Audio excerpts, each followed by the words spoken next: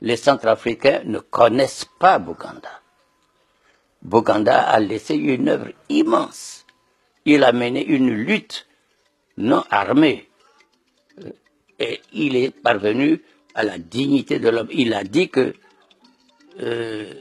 son existence n'a de sens que lorsque il délivrera les Africains de la servitude et de la misère.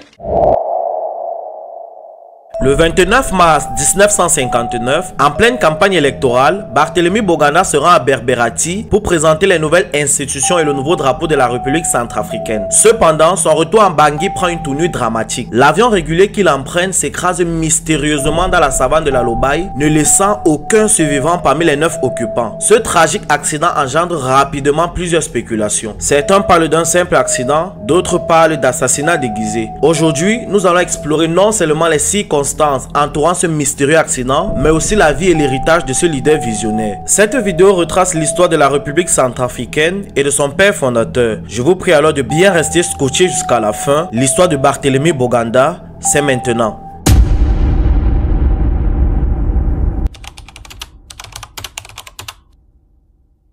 Bon, là nous sommes dans la moitié du XVIIIe siècle. L'actuelle République centrafricaine est victime d'une importante diminution de sa population, due principalement au commerce des esclaves. À partir de 1750, les États musulmans du Nord, donc Kanem-Bornou, le Ouadaï, le Barguimi et Darfour, s'appuient sur les nomades Peuls comme main d'œuvre et commencent à dévaster les territoires des populations Ngaya et Banda. De nombreux autochtones sont massacrés, faits esclaves, et pour survivre, ils sont obligés d'abandonner leurs croyances, leurs traditions, leur culture, pour se convertir à l'islam. Ndélé, ville située dans l'actuelle République centrafricaine, devient un important centre esclavagiste placé sous l'autorité du sultan du Barguimi. Des grands marchés d'esclaves y sont alors construits. Des hommes y vivants sont capturés et vendus comme esclaves sur leur propre terre. Un peu plus tard, plus au sud, les habitants des rives de l'Ubangi sont contraints de devenir pirogues et intermédiaires pour les trafiquants d'esclaves. À l'est, entre l'Ombomu et l'Ouélé, les Andés combattent les trafiquants. Mais les musulmans, équipés d'armes à feu, massacrent les autochtones, les réduisent en esclaves et les forcent à se convertir à l'islam. En parallèle, ils volent du fer, du cuivre, le café, l'ivoire et les clous de girofle des autochtones. Au nord-ouest, une alliance est formée entre les Peuls et la confédération Boum. Cette confédération capture les autochtones, les transporte de force et les vend aux pays arabes. Bien évidemment, il y a des révoltes, mais étant en déficit d'armement, ils ne font pas le poids face aux prédateurs. La seule option de survie est la conversion à l'islam. La précision ici sur la conversion à l'islam étant comme la seule option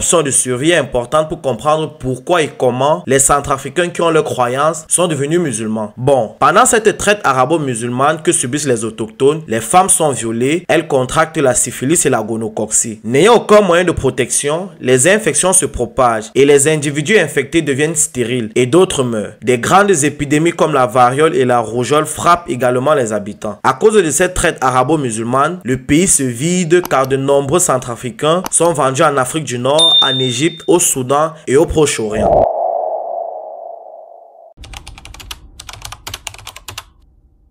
1884, c'est l'arrivée des colons, notamment les Français et les Belges. En 1889, les Français établissent l'avant-poste de Bangui sur la rive droite de l'Obangi. Les Belges établissent le poste de Zongo sur la rive gauche. À partir de 1890, un pharmacien de la marine française est chargé par Pierre Savognon de Brazza d'occuper les territoires de l'Obangi et de contenir les avancées belges. Le territoire séparé du Congo français est appelé colonie du Haut-Obangi et placé sous l'autorité d'un commandant supérieur français, Victor Lyotard. En 1894, il récupère les postes belges sur la rive droite du Mbomu et efface ainsi toute présence belge dans la colonie. En 1898, la mission militaire dirigée par le commandant Marchand tente d'intégrer l'actuel Soudan du Sud au territoire du Haut-Obangi. Cependant, cette mission se heurte aux forces de l'armée britannique commandée par Horatio Herbert Kitchener à Fashoda, ce qui déclenche la crise de Fashoda. Un petit résumé de cette crise. Fashoda est une ville située au Soudan. Elle est une position stratégique car elle a a directement des débouchés sur le Nil Blanc. En 1898, la France veut s'étendre vers l'est pour relier l'Atlantique, Dakar, la mer Rouge et Djibouti. Et les Britanniques veulent augmenter la superficie du chemin de fer, le Cap Le Caire. Ils se croisent alors à Fashoda. Il n'y a pas de bataille, ils trouvent très vite un accord anglo-français appelé accord de l'entente cordiale. Le 10 décembre 1899, la colonie du Haut-Ubangi est supprimée et convertie en province au sein de la colonie du Congo français. Le 5 septembre 1900, la France prend la région comprenant le fleuve Chari, l'appelle la région du Haut-Chari et l'intègre aussi au Congo français. 3 ans plus tard, en 1903, le Khedive d'Égypte et du Soudan, Abbas II Hilmi B, conteste le territoire. De petites batailles éclatent et après la défaite des forces égyptiennes, la France établit pleinement une administration coloniale et le 29 décembre 1903, la France décide d'unifier la province du Haut-Ubangi avec la région du Haut-Chari. L'unification est achevée le 11 juin 1904 avec la dissolution de l'administration du Haut-Chari. La colonie de l'Ubangi-Chari est alors formée. Sous la directive de l'administrateur colonial Auguste Lamblin, les Français à leur tour avec des missions religieuses obligent les habitants à se christianiser. Les opposants au christianisme sont traqués et ceux qui acceptent l'église sont un peu mieux traités. De nombreuses personnes qui, pour avoir la vie sauve, s'étaient converties à l'islam pendant la traite arabo-musulmane, se convertissent au christianisme. La moindre petite résistance est très sauvagement punie par les Français. C'est ainsi que l'armée française procède à des mutilations, des démembrements, des exécutions publiques et le brûlage d'enfants. Les Ubanguins sont attachés de force à de grands poteaux en bois et obligés de marcher jusqu'à ce qu'ils tombent et meurent d'épuisement et de soif. En parallèle de ces atrocités, les entreprises françaises volent les richesses du pays en ayant recours de façon abusive au travail forcé et au portage. Pour combler les importantes demandes en caoutchouc en France, en Ubangi-Chari, les Français font des milliers d'hectares de culture d'EVA. Les Ubanguins forcés à travailler n'ont pas droit à des pauses, ils n'ont pas de salaire et ils ne reçoivent aucun soin médicaux quand ils sont souffrants. Hommes, femmes et enfants connaissent le même sort, les colons ne font aucune distinction. Outre dans les champs d'EVA, les Ubanguins travaillent dans les champs de cacao, de café et de bananes. Les colons pillent tout, le fer, le cuivre, l'or, le bois, principalement l'acajou. Et pour pouvoir transporter toutes les ressources dérobées, les colons lancent alors la construction d'un vaste réseau routier à travers la colonie. Les Ubanguins y travaillent dans des conditions inhumaines. En 1928, plus de 4 décennies de colonisation française déjà, blessés dans leur dignité, torturés, humiliés, déshumanisés, les Ubanguins sous l'autorité de Carnot décident alors de se révolter contre les Français. Et cette révolte donne naissance à la guerre du Congo-Wara.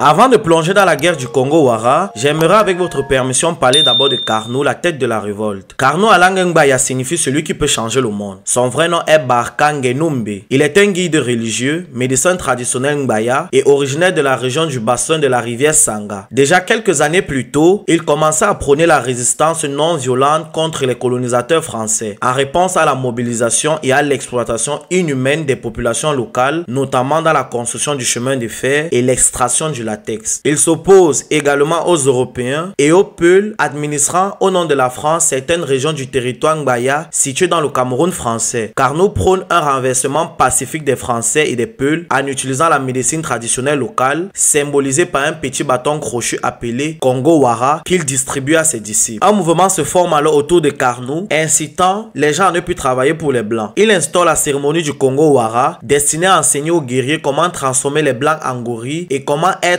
invincible face aux balles des fusils. Carnot encourage d'abord la résistance passive et la désobéissance civile, puis un boycott des marchandises européennes et la solidarité entre les populations noires. Le mouvement, né dans son village natal Nahing, reste inaperçu de l'administration française jusqu'en 1928, lorsque ses partisans commencent à prendre les armes. À ce moment-là, le mouvement compte plus de 350 000 membres, dont environ 60 000 guerriers. Et le mouvement montre une unité remarquable dans une région que les colons ont soigneusement fragmentée sur le plan social et politique. On est alors en pleine moitié de l'année 1928, le début de la guerre du Congo-Wara. Les partisans de Carnot attaquent un groupe de pasteurs Peuls entre les villes de Bawa et Boua. Puis, ils attaquent également un agent agricole français escorté par des policiers dans le village de Nahing. Une violente altercation éclate, les partisans de Carnot sortent vainqueurs. De nombreux groupes Mbaya du Cameroun et du Congo envoient des émissaires à Carnot afin de s'enquérir de ses méthodes de résistance. Carnot et ses hommes attaquent les commerçants français, les structures de la colonisation française sont détruites. Les chefs chefs locaux et les soldats qui travaillent pour l'État français sont attaqués et capturés. La ville de Bouar est occupée et brûlée par les partisans de Carnot. Malgré les maigres équipements à sa disposition, sa résistance dure plusieurs mois. À la fin de l'année 1928, une contre-attaque française est lancée avec des troupes supplémentaires. Le 11 décembre 1928, Carnot est tué par une patrouille militaire française. La rébellion continue néanmoins à se répandre. Elle affecte notamment les vallées de l'Ambéré et de la Vina au Cameroun, les environs des villes de Baïbokoum et Moïsala au sud du Tchad, les zones comprises dans les préfectures de Mambéré, Kadé et Lobaï en Ubangi-Chari et la région autour de Barandioko dans le Congo français. Afin de réduire en pièces la résistance, les troupes françaises éliminent toutes les populations sur son chemin. Ils tentent également de recruter de force quelques populations locales dans le but de lutter à leur côté contre les opposants à son emprise. Mais cette tentative échoue car les habitants ne veulent pas combattre leurs semblables pour la France. Et pour éviter d'être forcés à le faire, ils fuient leur village et partent se cacher en plein cœur de la forêt. Avec la croyance qu'ils sont invincibles, les partisans du Congo-Wara affrontent les soldats européens en utilisant les manches de houx. Cette croyance d'invulnérabilité promue par Carnot incite les résistants qui n'ont pas d'équipement militaire à se battre avec bravoure. Ils résistent ainsi pendant 3 ans, jusqu'en 1931, quand l'armée française, par des séries d'atrocités, extermine tous les résistants. Malgré que la rébellion du Congo-Wara n'est pas parvenue à reconquérir l'indépendance de l'Ubangi-Chari face à l'administration française, elle réussit cependant à obtenir une amélioration des conditions de travail. En parallèle, à des centaines de kilomètres d'Ubangi-Chari, cette rébellion du Congo-Wara marque un jeune Ubangais en particulier. Il témoigne une grande admiration pour Carnot. En octobre de cette année 1931, il est admis au séminaire Saint-Laurent de Volé à Yaoundé au Cameroun. Son nom est Barthélemy Boganda.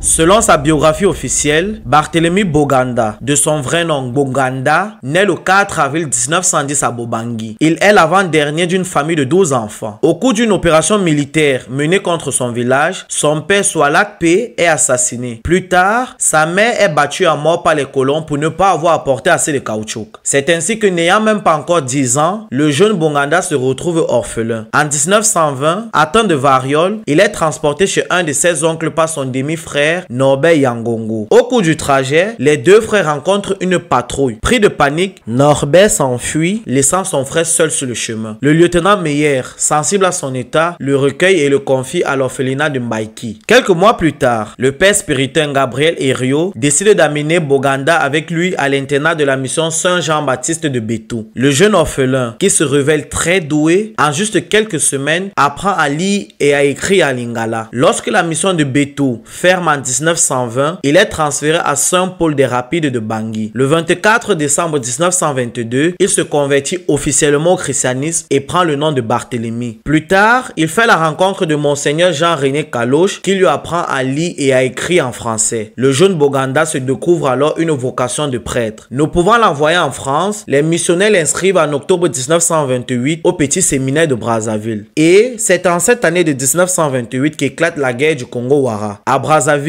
Boganda témoigne une grande admiration pour Carnot, mais ne le manifeste pas réellement devant les missionnaires. En 1930, le nouvel évêque de Bangui, Monseigneur Marcel Grandin, impressionné par le tempérament de Boganda, décide de le garder à Saint-Paul pour lui dispenser personnellement des enseignements. Premier Ubangais à accéder aux études secondaires, Boganda devient également le premier à atteindre l'enseignement supérieur avec son admission en octobre 1931 au grand séminaire Saint-Laurent de Volé à Yaoundé. Il y fait la connaissance d'André-Marie Mbida, futur ministre du Cameroun, et de Fulbert Youlou, futur président de la République du Congo, tous élèves comme lui. Plus tard, il est officiellement admis dans les ordres religieux pour servir comme prêtre et devient ainsi le premier prêtre ubangien. Quand je suis arrivé ici, le 22 janvier 1940, c'est ici que j'ai trouvé Boganda, que j'avais déjà vu quand j'étais petit. Je l'ai connu en tant que grand frère, en tant que professeur, en tant que sous-directeur de ce petit séminaire Saint-Marcel, du nom de Monseigneur Grandin, qui était l'évêque. Boganda m'a fait une très bonne impression. Comme prêtre, nous étions en ce moment encore petits, il nous disait, si nous voulons construire le monde, il faut nous instruire. Il insistait beaucoup sur l'instruction. Aussi sur le travail manuel. Parce qu'il disait que si l'Europe aujourd'hui est développée, c'est parce qu'à ce temps-là, on avait le moine cultivateur.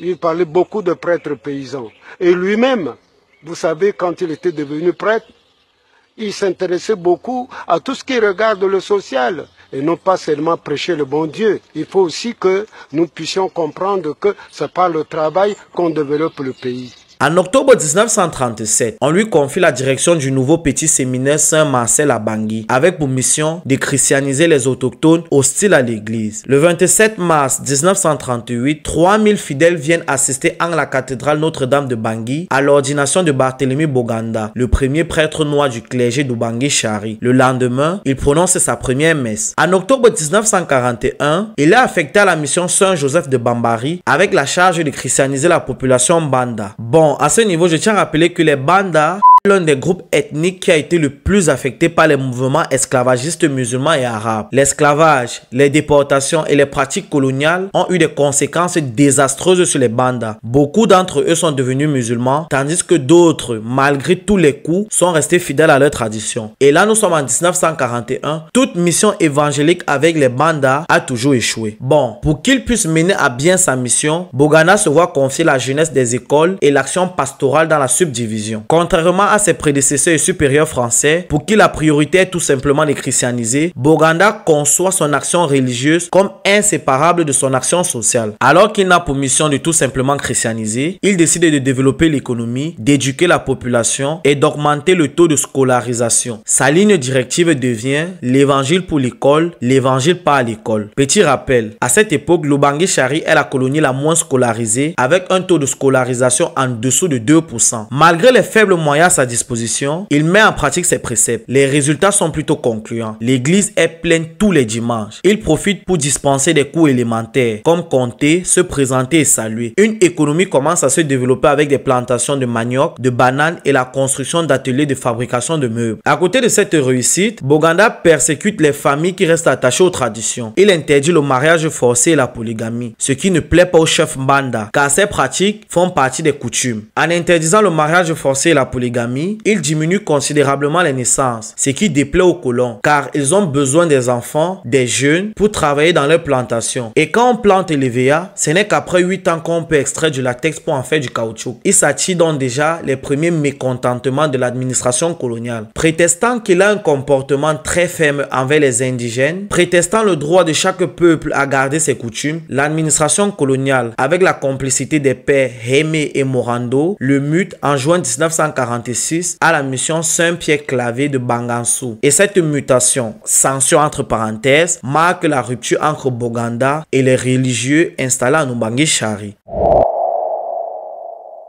Après la Deuxième Guerre mondiale, l'ONU, nouvellement créée, exige aux colons de donner un peu plus de pouvoir aux colonisés. Le gouvernement français décide donc de faire participer ces colonies à l'Assemblée constituante. Avec le soutien de Abel Ngoumba et de l'Église, le 10 novembre 1946, Boganda est élu député au sein de l'Assemblée constituante française. C'est vrai que plus tôt, j'ai dit qu'il y avait déjà rupture entre Boganda et l'Église en Ubangui. Certains se demandent alors pourquoi l'Église soutient Boganda. Bon, pour l'Église, la candidature de Boganda présente un double intérêt. Contrecarrer l'expansion de la gauche athée dans la colonie et défendre le budget et le point de vue des missions des colonies dans les instances de la métropole. Bon, une fois en France, il intègre le groupe parlementaire démocrate chrétien du mouvement républicain populaire MRP. Pour avoir un petit contrôle sur lui, les missionnaires le placent sous la tutelle de Louis Paul Adjoula. Il se sert alors de cette rencontre avec Adjoula et fonde le 7 juin 1948 à Lyon l'Association des Amis de l'Afrique noire et en devient le vice-président. Il multiplie aussi de nombreuses conférences et prêche dans le but de faire connaître aux Français la situation de l'Ubangui-Chari. Et il se rend compte que beaucoup de Français sont contre la colonisation. En fait, la majorité même des Français avec qui il s'entretient. À l'Assemblée, il présente 3 propositions de loi. La première est une résolution invitant le gouvernement à supprimer le laissez-passer administratif à l'intérieur des territoires de l'AEF, afin que les Africains puissent circuler librement dans toutes les colonies de l'Afrique équatoriale française. Le problème avec cette proposition de loi, côté français, est que si les Africains peuvent circuler librement, ils peuvent s'unir et organiser des révoltes. La seconde proposition est une loi visant à introduire la notion de propriété clanique dans la législation, afin que les autochtones d'une région soient les seuls propriétaires des terres. Le problème avec cette loi, toujours côté français, est que les entreprises françaises installées en AEF qui s'approprient gratuitement les terres doivent désormais payer la location des terres ou acheter les terrains aux autochtones. La troisième proposition est semblable avec celle qu'a déjà proposé Félix Houphouët-Boigny Houphouët-Boigny, c'est-à-dire l'abolition du travail forcé. Aucune de ces propositions, jugées farfelues, n'est adoptée à l'Assemblée française. Député, il conclut que l'Assemblée est sélective. Pour lui, elle ne sert à rien. Il commence à montrer un grand désintérêt pour ses devoirs parlementaires. Plus tard, il rejoint le mouvement du député du Tchad, Gabriel Lisette, et invite le gouvernement français à augmenter le prix fixé pour les producteurs de coton en Afrique équatoriale française. Le problème est que les producteurs de coton en Afrique équatoriale française sont payés 2,50 francs le kilogramme, alors que ceux de l'Afrique occidentale française sont payés 7 francs le kilogramme. Les désaccords se multiplient entre lui et le MREP. Il critique publiquement à de nombreuses reprises la politique coloniale du ministre de la France d'Outre-mer, Paul Costefloret, qui est un membre du MREP. En 1948, il fonde son journal, dont il est le seul rédacteur. Le nom du journal est Pour sauver un peuple. Il dénonce les atrocités que commettent les colons à Ubangui-Chari. Son journal est tiré entre 2000 et 3000 exemplaires par jour. En août 1949, son journal attire l'attention du Parti communiste français PCF, la seule organisation politique qui ose ouvertement se positionner contre le colonialisme. Les communistes français font donc de la publicité à son journal. La propagation de son journal lui vaut de solides inimitiés et il finit par quitter le MREP. À l'Assemblée, il n'est pas écouté. On censure ses journaux. Les colons et les représentants des sociétés françaises installées en Afrique sont sur son dos. Il décide donc de rentrer chez lui en Ubangui-Chari et d'intensifier la bataille sur place.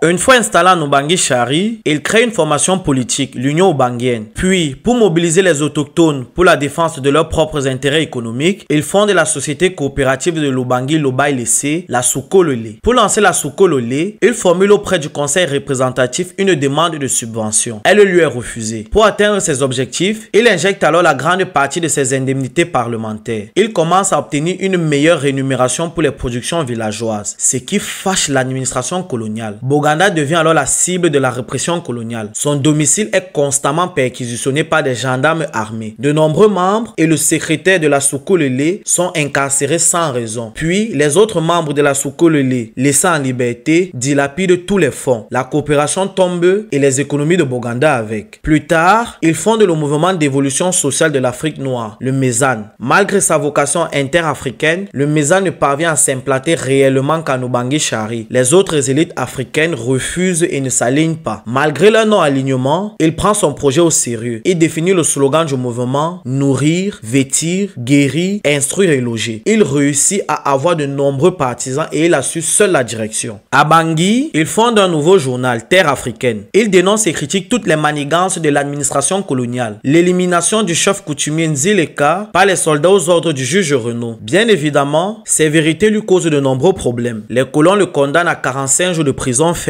Sa femme et ses secrétaires sont quant à eux condamnés à des peines de prison avec sursis. Grâce à ses relations avec certains avocats à Paris qui décident de le défendre, il réussit à éviter l'incarcération. Puis, il est réélu à l'Assemblée nationale française. Pour éviter les coups tordus des colons en Ubangui-Chari, il retourne en France. Le 30 mars 1952, aux élections pour l'Assemblée territoriale de l'Ubangui, son parti, le MESAN, remporte la majorité des sièges et il est élu conseiller de la région de la Lobai. Nommé membre de la commission de la marine marchande et des pêches le 20 janvier 1953, de la justice et de la législation le 19 janvier 1954, puis du travail et de la sécurité sociale, il ne dépose au total que 3 propositions de loi, toutes en faveur des Africains. Et il n'intervient plus dans les débats. Malgré qu'il est officiellement installé en France, il passe la plus grande partie de son temps en Ubangui-Chari. Bon, là nous sommes en 1954. Le 29 avril, on découvre chez un Européen de Berberati, raciste notoire, les cadavres de son cuisinier et de l'épouse de celui-ci tué par balle. La propagation de cette triste nouvelle enclenche une forte agitation. Le chef de région, le juge et 2 autres Européens sont blessés par des jets de pierre. Un transporteur blanc de passage est aussi tué. La situation menace de se propager à travers le pays, comme à l'image de la guerre du Congo-Wara. Face à cette escalade de violence, l'administrateur en chef, Luis San Marco, mobilise toutes les troupes disponibles, mais cherche aussi à éviter un bain de sang. Il sollicite alors avec insistance France la médiation de Boganda. Bien que ce dernier soit réticent à intervenir en raison de son influence limitée à Berberati, San Marco insiste pour obtenir son aide. Boganda donne alors ses conditions et une entente est trouvée. Le 1er mai, il se rend sur place et grâce à un discours, il met fin au soulèvement populaire. En retour, San Marco interdit l'envoi de gardes territoriaux sur les champs de coton afin que les Oubanguiens puissent travailler avec moins de peur. Ces gardes avaient la réputation de commettre de nombreux crimes. Boganda les combat depuis longtemps. San Marco supprime aussi la pratique du laissez-passer pour tout autochtone souhaitant se déplacer hors de son district. Le laissez-passer servait à maintenir le niveau de main-d'œuvre dans les champs de coton. Bon, le 2 janvier 1956, Boganda est réélu au sein de l'Assemblée constituante française. Au cours de cette 3e législature, à quelques exceptions près, il ne se rend jamais au Palais Bourbon. Son combat est en Oubangui-Chari, où il se bat constamment pour l'amélioration des vies des Oubanguiens. Le 23 novembre 1956, il est élu maire de Bangui. En 1957, les réformes de la loi cadre prévoient l'instauration d'un gouvernement local dans les colonies. Le 31 mars 1957, des élections sont organisées pour l'Assemblée territoriale et pour le Conseil de gouvernement. Le Mézan de Boganda remporte la majorité des sièges. Avec leur lourde victoire, les élus désignent Boganda président du Conseil. Mais le haut commissaire de la France en Obangui, Louis San Marco, décide de présider le Conseil de gouvernement et donne la sous-présidence à Boganda. En signe de protestation, Boganda refuse d'entrer au Conseil. Il confie la vice-présidence à son ami Abel Ngumba. Bon, en respectant l'ordre temporel des événements, nous sommes toujours en 1957. Et c'est au cours de cette année que, reconduit dans ses fonctions de grand conseiller de l'AEF après les élections territoriales du 31 mars, il est élu à l'unanimité président du Grand Conseil de l'Afrique équatoriale française le 17 juin 1957. La vice-présidence revient au Tchadien François Tombalbaye, dont le parti est le Rassemblement démocratique africain RDA, qui a à sa tête l'illustre Félix Houphouët-Boigny de Côte d'Ivoire. À ce niveau, il est important de rappeler qu'en 1957, Houphouët-Boigny est déjà un défendeur des intérêts français sur le continent. Et tous les membres du RDA suivent sa cause. Les vrais nationalistes ont quitté ce parti depuis 1951. Bon, le RDA est le parti le plus représenté au Conseil de l'Afrique équatoriale française. En concédant la présidence à Boganda, le RDA espère obtenir l'affiliation du Mézan. Dans ce même but, le dirigeant du Tchad, Gabriel Lisette, membre du RDA, autorise la création d'une section locale du Mézan sur son territoire. Boganda est le premier Africain à se hisser au poste du président du Grand Conseil de l'Afrique équatoriale française à Brazzaville. Ses compétences et aptitudes exceptionnelles en tant qu'orateur séduisent ses pairs. Il en profite pour critiquer l'administration coloniale. Il réclame aussi la reconnaissance du droit à une réelle autodétermination sans emprise coloniale. Mais son état de grâce à Brazzaville n'est que de courte durée, car la direction du RDA comprend très vite que Boganda n'a nullement l'intention de s'affilier à eux. Il commence alors le combat, avec pour seule raison qu'il critique les colons et qu'il a des tendances indépendantistes. Lors de la nouvelle élection du président du Grand Conseil de l'AEF le 25 mars 1958, le RDA présente son propre candidat, le Tchadien Ahmed Kotoko. Contre toute attente, Boganda est réélu président du Grand Conseil par 10 voix contre 9 grâce au vote d'un autre Tchadien, Mahamat Hassan. Réélu, Boganda élimine Tombalbaye de la vice-présidence.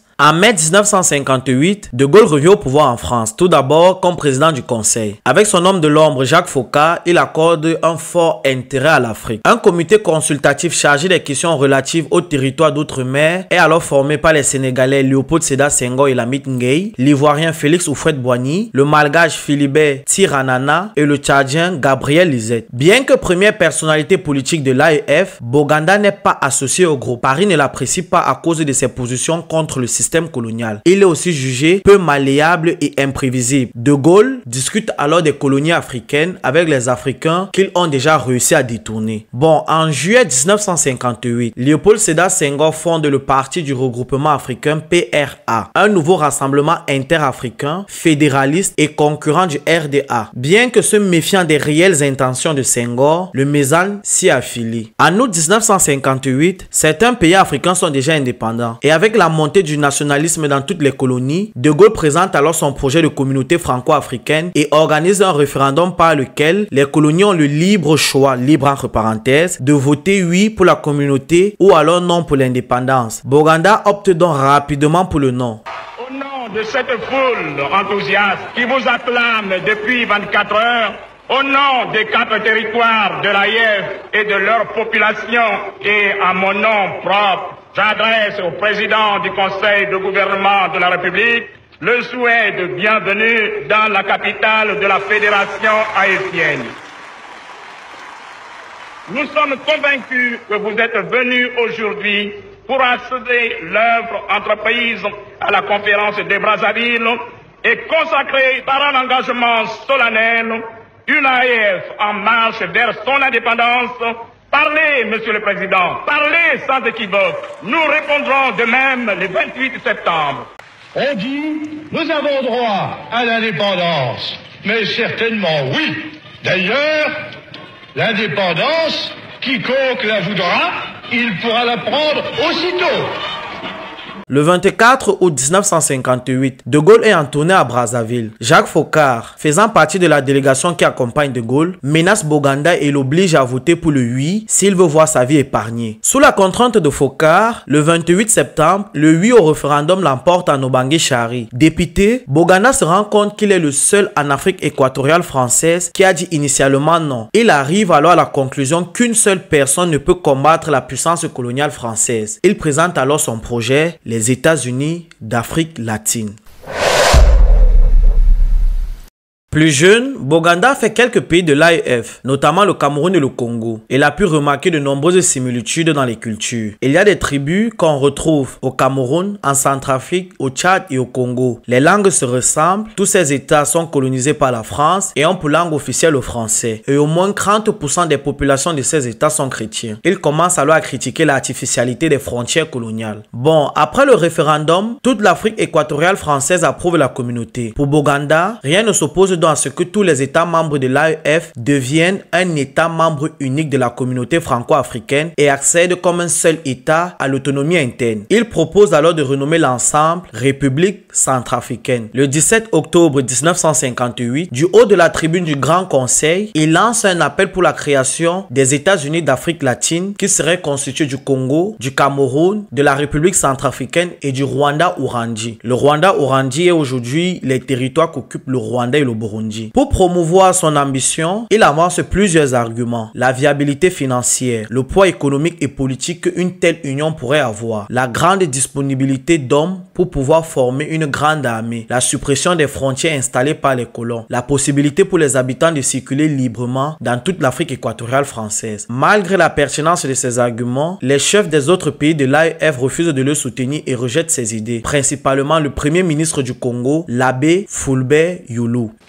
D'abord, il y avait la forte personnalité de Boganda qui écrasait les autres leaders de la sous-région, qui faisait que ceux-ci, par orgueil, ne pouvaient pas accepter qu'il y ait un bloc qui aille à l'indépendance, parce qu'eux, ils voyaient déjà Boganda président de ce bloc-là. Ça, ils ne l'acceptaient pas. Et puis, il y avait certains pays comme le Tchad, qui se disaient différents de l'Oubangui Chari.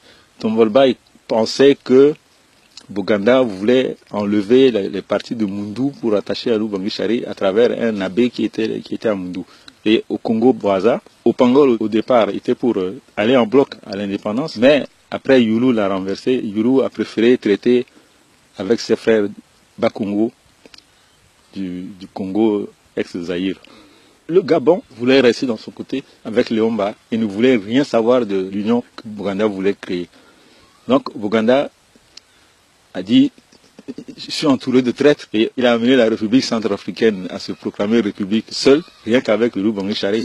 Le gouverneur général de l'AEF, Yvan Bourges, convoque alors une réunion et demande aux États d'accéder séparément à l'autonomie interne. C'est ainsi que le 1er décembre 1958, Boganda proclame à contre-cœur la République centrafricaine pour le seul territoire de l'Oubangui Chari. L'Assemblée territoriale devient l'Assemblée législative. Barthélemy Boganda accède au poste de chef de gouvernement. Le 6 décembre, son gouvernement est formé. Il met Abel Ngumba au ministère des Finances et son neveu David Dako au ministère de l'Intérieur, de l'Économie et du Commerce. Mais malgré tout, Boganda n'abandonne pas complètement son projet des États-Unis d'Afrique latine. Les 16 et 17 décembre 1958, les premiers ministres des nouvelles républiques d'AEF se réunissent à Paris sous la présidence de Boganda. À l'issue de cette réunion, 2 protocoles sont signés. L'un consacre l'union douanière, l'autre crée une commission de liquidation chargée de régler le sort des biens, des services activiste et fonctionnaire de l'AEF. En Centrafrique, lors de sa présidence, Boganda met en place les institutions de la République. Il contribue ainsi personnellement à l'élaboration du drapeau national. Il énonce la devise du pays, unité, dignité, travail, à laquelle est attaché le principe Zokwezo, tout être humain est une personne ou alors un homme en vaut un autre. Il écrit lui-même l'hymne national de la République centrafricaine, la Renaissance. Par ailleurs, il rédige lui-même la Constitution. Il commence par miser sur l'éducation et encourage la scolarisation des jeunes. Bon, Boganda n'est pas aussi parfait. Une fois à la tête de l'État, il met de côté tous ceux qui ne sont pas du Mézane. Des fonctionnaires de l'administration qui osent les critiquer perdent leur emploi. En plus de Fulbert Yulu du Congo, des colons, il s'attire encore d'autres ennemis dans son propre pays.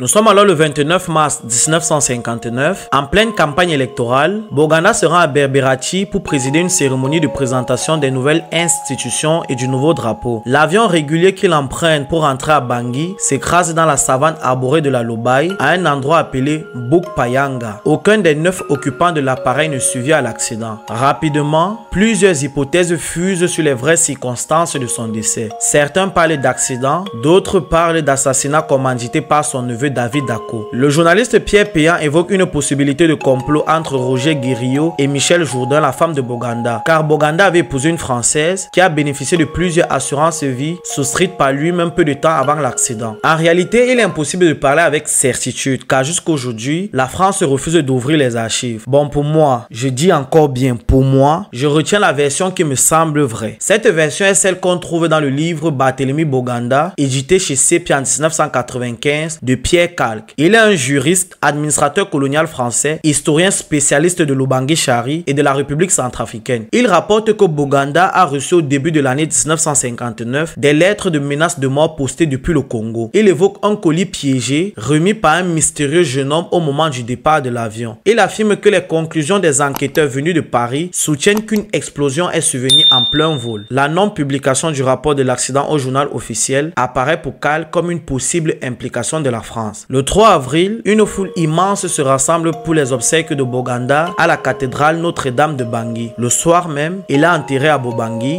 aux côtés de son père Swalak P. Les hommages se multiplient et les Français font dans leur spécialité. Le 12 mai 1959, le premier ministre français Michel Debré cite Boganda par décret à l'ordre de la nation. Le 21 mai, le général de Gaulle le nomme à titre posthume chevalier de la Légion d'honneur. À la fin des années 60, l'empereur Bokassa construit à Bobangui un mausolée en hommage à Boganda. Aujourd'hui en République centrafricaine, Boganda est reconnu comme le père fondateur et le 29 mars reste un jour férié. Bon, on arrive à la fin de cette vidéo. Laissez des avis en commentaire. Vous pouvez aussi faire des compléments d'information. Si la vidéo vous a plu, encouragez-moi s'il vous plaît en vous abonnant et en likant la vidéo. Bon, merci de m'avoir écouté. C'était l'histoire de Barthélemy Boganda.